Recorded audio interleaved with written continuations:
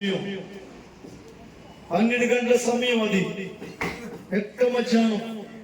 ఒక స్త్రీ కొండ పట్టుకుని ఊరు బయట ఉన్న బావు దగ్గరికి వచ్చింది. ఎప్పుడు వచ్చింది? పెద్ద మధ్యాహ్నం 12 గంటల టైం.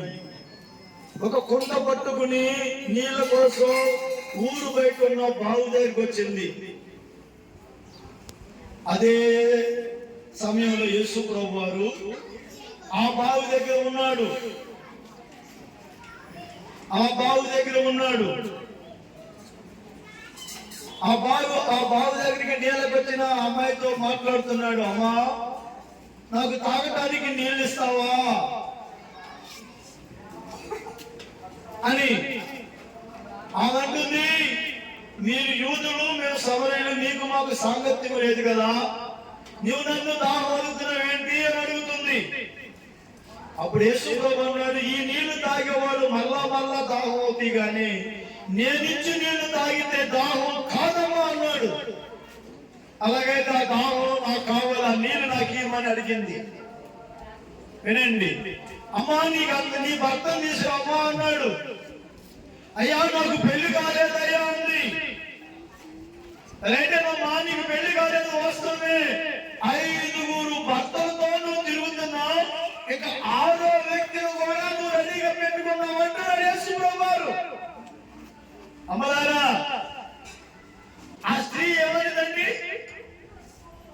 ఆ స్త్రీ ఏమంటుంది?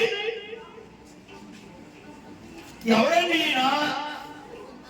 నేను చేసినవని నాకు చెబుతున్నాడు. నిజమే, పెళ్లి కాకుండానే 5 వ్యక్తులతో తిరుగుతున్నాను, ఇంకోటి 6వ వాడిని సెలెక్ట్ చేసుకుని ఉన్నాను అంటుంది.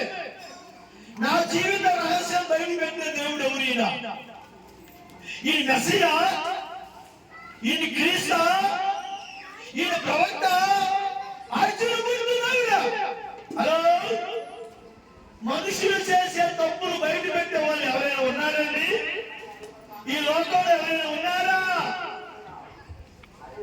నీవు చేసే పనులన్నీ బయట పెట్టి చెప్పే దేవుడు యేసు ప్రభుకి నువ్వు చేసే పనులన్నీ తెలుసండి. ఒక్క యేసు ప్రభువే నువ్వు కూర్చోవడం తెలుసు, నువ్వు పండుకోవడం తెలుసు, నువ్వు నడవడం తెలుసు, నువ్వు తినడం తెలుసు, నువ్వు తిరగడం తెలుసు. భూమి అగాధంలో దాక్కున్నా ఆయన తెలుసు. ఆకాశం మండలం వెలుగకి ఎవరో కూర్చున్నా ఆయన తెలుసు. మానవ జీవితం అంతా రహస్యం అంతా బాగా ఎరిగిన వాడు నజరేయుడైన యేసు. ఆయన కన్ను దృష్టిలో నువ్వు కనిపించకుండా ఉండలేవు.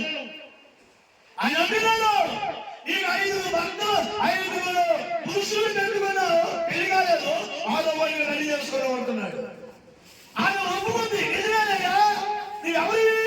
నిజమే, నేను చేస్తున్న పాపాలు బయట పెట్టినావు, నువ్వు ఎవరివి? వింటున్నారా? ఈనాడు మానవుడు ఎన్ని భావ చేస్తా తెలుసా?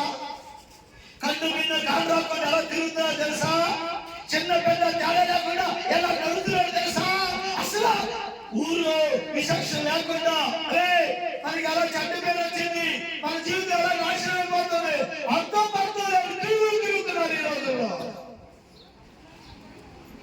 కానీ యేసయ్యకు ఈ పాపాలన్నీ తెలుసు. అందుకే ఒక్కసారి నిన్ను నన్ను పిలుస్తున్నాడు. ఏమని? నీ జీవితము నేను ఎరుగుదును, నీ రహస్యాలు నాకు తెలుసు, రా, నేను నీ రహస్యాలన్నీ పక్కవేలు చేసి నిన్ను రక్షిస్తా. ఎప్పుడైతే ఆ అమ్మాయిని నువ్వు 6 ఎలా తిరుగుతావు చెప్పగానే ఆమె వెంటనే కొండ పడేసి ఊర్లోకి వెళ్ళిపోయి, నేను చేసిన పాపాలన్నీ బయట పెట్టిన ఈయన మెస్సయ్య కాదా, ఈయన దేవుడు కాదా అంటూ ఊరందరినీ తీసుకొచ్చి నా దగ్గరికి. చేసిన పాపాలు బయట పెట్టేవాడు కావాలా? పాపాలు నాశేవాడు కావాలా? పాపాలు కప్పి పెట్టేవాడు కావాలా? నువ్వు పాపాలు బయట పెట్టి నేను రక్షించేవాడు కావాలా? ఈరోజు నేను ప్రకటించే దేవుడు నా పాపాలు బయట పెట్టాడు, ఈరోజు నీ పాపాలు బయట పెడతాడు. అమ్మా, నువ్వెన్ని పాపాలు చేసావు రోజు బయటకు వస్తాయి. ఆయన బయట పెట్టక ముందు నేను పాపినని నువ్వు ఒప్పుకుంటే చాలు, నీ పాపాలు కడిగి పరిశుద్ధం పరుస్తాడు. రా, ఎంత ఘోర పాపైనా, ఎంత ఘోర పాపినైనా దేవుడు క్షమించేవాడు, పిలుస్తున్నవాడు నజరేయుడైన యేసు. నేను పాపిని కదా, దేవుడు నన్ను క్షమిస్తాడా, దేవుడు నన్ను చేస్తాడా అనుకోకండి. యేసు వచ్చింది పాపుల కొరకి, నీతిమంతుల కోసం రాలేదు. కనుక భూమి మీద నీతిమంతులు ఎవరు లేదండి, అందరూ పాపులవే, అందరూ పాపులవే.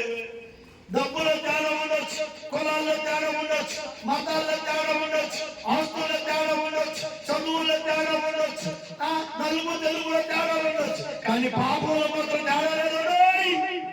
ఏ విధమైన అందరూ పాపం చేసి దేవుడు అనుగ్రహించిన మహిమను పొందలేకపోతున్నారు. కనుక ఎంతకాలం పాపాలు చేసి నరకానికి వెళ్తారు?